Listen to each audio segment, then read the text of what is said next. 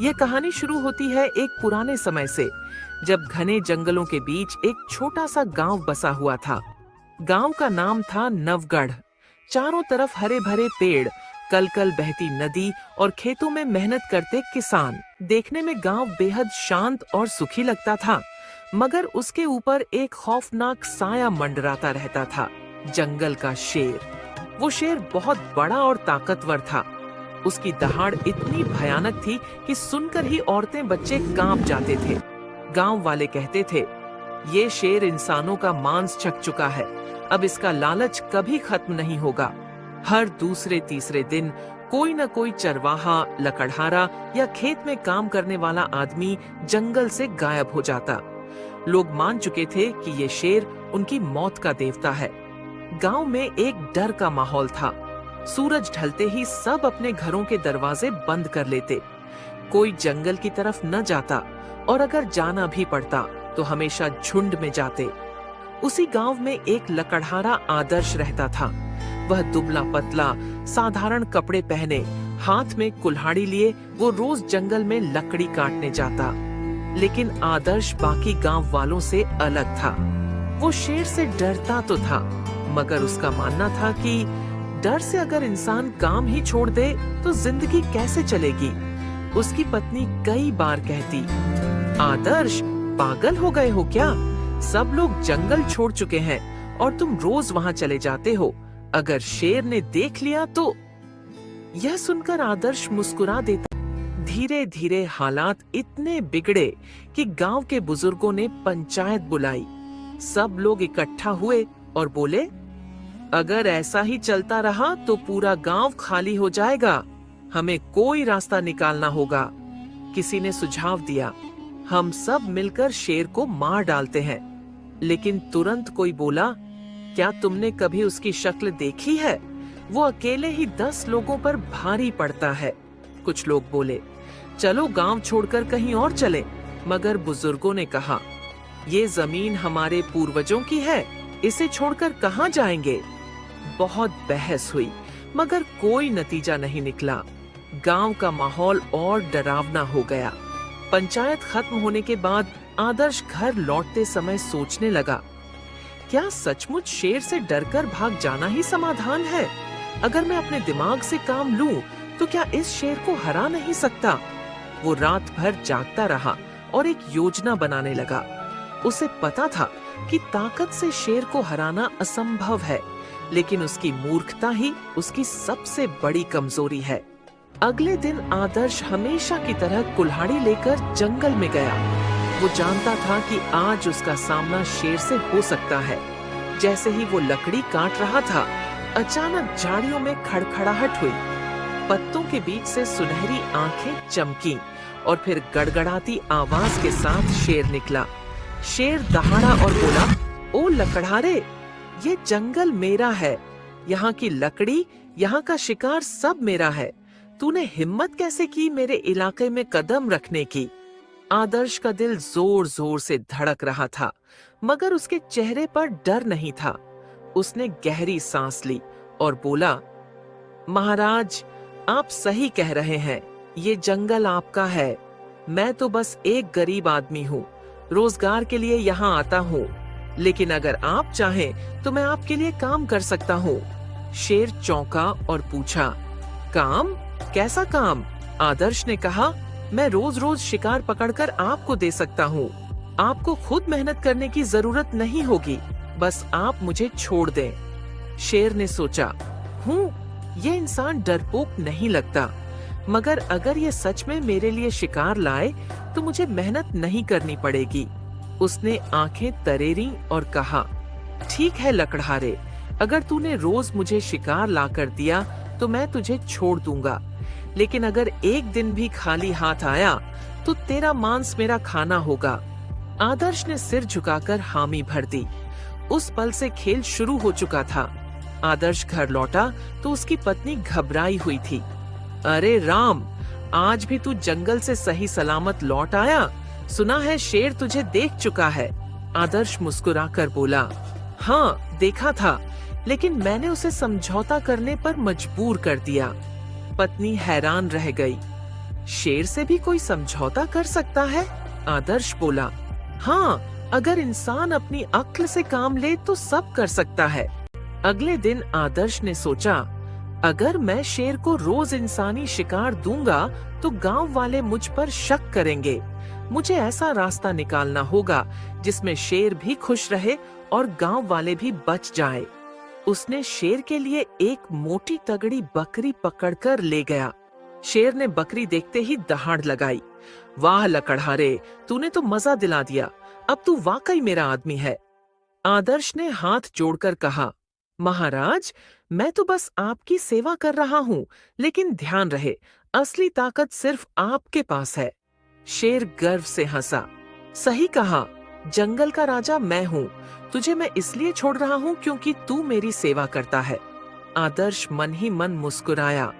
यही तो इसकी कमजोरी, घमंड और मूर्खता है। धीरे धीरे आदर्श रोज कुछ न कुछ शेर को ले जाता। कभी खरगोश, कभी बकरी, कभी सुअर। शेर मजे से खाता और आलस से पेड़ों के नीचे लेट जाता। गांव वाले यह देखकर हैरान थे। ये कैसे हो सकता है? जहां शेर के डर से कोई पास नहीं जाता, वहां आदर्श रोज जाता है और सही सलामत लौट आता है। कुछ लोग तो पीछे पीछे गए और देखा कि आदर्श सचमुच शेर को शिकार खिला रहा है। गांव में अफवाह फैल गई, आदर्श ने शेर से दोस्ती कर ली है। कहीं ऐसा न हो कि शेर को इंसान का स्वाद दिलाकर वो हम सबको ही खतरे में डाल दे। गांव की पंचायत में फिर चर्चा हुई। कुछ लोग बोले, आदर्श गद्दार है, वो शेर को ताकतवर बना रहा है। मगर कुछ समझदार बुजुर्ग बोले, नहीं, हमें जल्दीबाजी नहीं करनी चाहिए। हो सकता है आदर्श के मन में कोई चालाक योजना हो। एक शाम शेर आलस से डकार लेते हुए बोला, लकड़हारे, अब मैं इन छोटे मोटे जानवरों से ऊब गया हूँ। मुझे कुछ बड़ा चाहिए, कोई इंसान। आदर्श का दिल धक से रह गया, मगर उसने चेहरे पर डर नहीं आने दिया। वो बोला, महाराज, इंसान का मांस तो सबसे स्वादिष्ट होता है, लेकिन उसे लाना आसान नहीं। अगर आपने वादा किया कि मुझे नुकसान नहीं पहुंचाओगे, तो मैं इंसान का शिकार भी दिला सकता हूँ। शेर की आंखें चमक उठीं। सचमुच? अच्छा, तो फिर जल्दी से इंसान का इंतजाम कर। आदर्श ने मन ही मन सोचा, अब वक्त आ गया है इस मूर्ख शेर को फंसाने का। अगले दिन आदर्श गांव में आया और सबको इकट्ठा किया। उसने कहा, गांव वालों, शेर इंसानी मांस की मांग कर रहा है, लेकिन डरने की बात नहीं है। मैंने उसे समझा दिया है कि हमारे गांव का सबसे ताकतवर आदमी मैं हूँ। अगर उसने मुझे हरा लिया तो वो मुझे खा सकता है, और अगर मैं जीत गया तो शेर को गांव छोड़ना होगा। गांव वाले स्तब्ध रह गए। तू पागल हो गया है आदर्श? अकेला शेर से भिड़ेगा? आदर्श मुस्कुराया और बोला, चिंता मत करो, मैं बल से नहीं, दिमाग से लड़ूंगा। और यही उसकी हार होगी। शाम को आदर्श शेर के पास गया। महाराज, मैंने गांव वालों से बात की है। सब मानते हैं कि इंसानों में सबसे ताकतवर मैं हूँ। अगर आपको सचमुच इंसानी ताकत का स्वाद चखना है तो मुझे ही खाइए, लेकिन उससे पहले आपको मेरी ताकत का इम्तिहान लेना होगा। शेर हैरान रह गया। तू खुद को मेरा शिकार बना रहा है, और इम्तिहान कैसा? आदर्श ने रहस्यमय अंदाज में कहा, जंगल के बीच एक खाई है, वहां मैंने अपने सबसे बड़े दुश्मन को कैद करके रखा है। वो मेरे जैसा ही ताकतवर है। अगर आप उसे हरा दो, तभी आपको हक है मुझे खाने का। शेर की आंखों में लालच चमक उठा और वह बोला, ठीक है लकड़हारे, कल सुबह मुझे उस खाई तक ले चल। मैं तेरे दुश्मन को चीर फाड़ कर रख दूंगा। आदर्श मुस्कुराया और मन ही मन कहा, बस यही तो चाहता था मैं। सुबह का समय था। जंगल की हवा में अजीब सी ठंडक और सन्नाटा था। पक्षियों की चहचहाहट भी जैसे दब सी गई थी, मानो उन्हें भी पता हो कि आज जंगल में कुछ बड़ा होने वाला है। आदर्श अपनी कुल्हाड़ी कंधे पर लटकाए शेर के पास पहुंचा। शेर अधीर होकर इधर उधर टहल रहा था। उसने दहाड़ कर कहा, लकड़हारे, जल्दी चलो, मुझे उस ताकतवर दुश्मन से मिलवाओ। आदर्श ने सिर झुकाकर कहा, आइए महाराज, मैं आपको वहां तक ले चलता हूँ, लेकिन ध्यान रहे ये लड़ाई आसान नहीं होगी। दोनों धीरे धीरे जंगल के अंदर गहराई तक बढ़े। पेड़ों की ऊंचाई बढ़ती जा रही थी।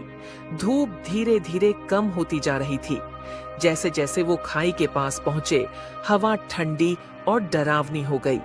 शेर गरजते हुए बोला, लकड़हारे, तेरा दुश्मन चाहे जितना ताकतवर क्यों न हो, मेरी एक ही दहाड़ से कांप उठेगा। आदर्श ने मन ही मन मुस्कुराकर कहा, बस थोड़ी देर और, मूर्ख शेर। आखिरकार दोनों एक गहरी और चौड़ी खाई के पास पहुंचे। खाई इतनी गहरी थी कि नीचे झांककर देखने पर सिर्फ काले पानी की चमक नजर आती थी। आदर्श खाई की ओर इशारा करके बोला, महाराज, यही है वो जगह, और नीचे पानी में है मेरा सबसे बड़ा दुश्मन, एक और शेर उतना ही ताकतवर जितने आप। शेर ने हैरानी से नीचे झांका। पानी में उसे अपना ही प्रतिबिंब दिखाई दिया। उसकी सुनहरी आंखें, उसका विशाल शरीर और उसका खूंखार चेहरा। शेर दहाड़ा और बोला, आह, ये तो सचमुच शेर है, और लगता है ये भी मुझे ललकार रहा है। पानी की सतह पर लहरें उठी और उसका प्रतिबिंब हिलता डुलता दिखाई दिया। शेर गरज कर बोला, लकड़हारे, तेरा दुश्मन अब मेरा शिकार बनेगा। देखना, मैं इसे चीर डालूंगा। आदर्श ने शांत स्वर में कहा, महाराज, अगर आपने इसे हरा दिया तो आप सच में जंगल के सबसे बड़े राजा कहलाएंगे। शेर ने छाती फुलाई और दहाड़ते हुए कहा, हाँ, मैं साबित कर दूंगा कि जंगल में मेरा कोई मुकाबला नहीं। वो उछलने के लिए पीछे हटा। उसके पंजों से मिट्टी उड़ रही थी, आंखों में आग थी। आदर्श ने एक आखिरी बार मन ही मन प्रार्थना की, हे भगवान, मेरी इस चाल को सफल कर देना। अचानक शेर ने जोरदार दहाड़ लगाई और खाई में छलांग लगा दी।